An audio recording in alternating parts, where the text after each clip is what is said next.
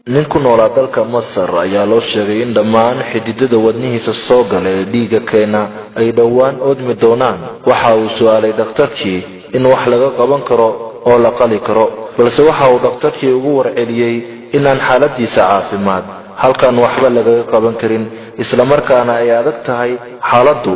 dhakhtarkii waxa uu kula taliyay in uu Yurub tago oo qaliin isaga sameeyo wadnaha. ninkii Jarmalka ayuu tagay. baaritaan kadib waxaa loo sheegay in xididadiisu ku dhow yihiin inay xidhmaan. dhakhtarkii Jarmalka ahaa waxa uu u sheegay in xaalku yahay qaliin, balse qaliinka ka badbaadistiisu tahay 50%, yacni waad dhiman kartaa waadna noolaan kartaa, ayuu ku yidhi dhakhtarkii. ninkii waa uu ka naxay warkan, waxa uuna ka codsaday dhakhtarkii in uu 2 maalin siiyo si uu ugu laabto wadankii oo uu ehelkiisa iyo asxaabtiisa ugu dalbado cafis, maadaama uu qaliinkan ku dhiman karo. dhakhtarkii waa uu ka ogolaaday, wuxuuse u sheegay in uusan raagin. ninkii Masar ayuu yimid.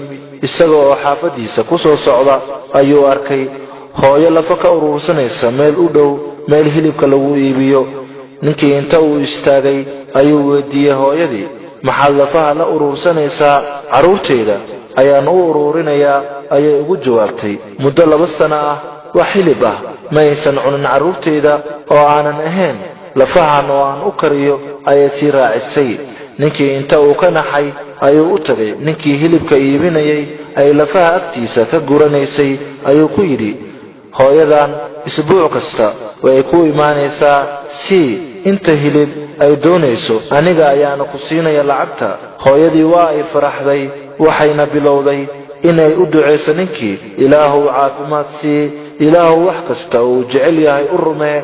duco qalbiga ka soo gooday ayay hooyadii ugu duceysay. ninkii gurigiisa ayuu tagay. kadib waxa uu ku laabtay Jarmalkii. dhakhtarkii waa uu baaray qaliinka ka hor. markii uu natiijadii dhakhtarka arkay, ninkii waxa uu su'aalay, dhakhtarkee baa tagtay? dhakhtarba uma tagin, ayuu ku jawaabay ninkii. maya, waxaad qaadatay daawo furfurtay dhammaan xididadii wadnahaaga, dhammaan xididadaadina way isfurfureen, umana baahnid qaliin, ayuu dhakhtarkii ku yidhi ninkii waxa uu yidhi, aniga ayaa garanaya cidda i daaweysay. ilaahay ayaa i daaweeyey oo i bogsiiyey. ilaahay ayaa ii naxariistay kadib markii aan u naxariistay mid ka mid ah addoomihiisa. haddaba taasi waxay ahayd natiijadii laga dhaxlay caawinta dadka dhibaataysan.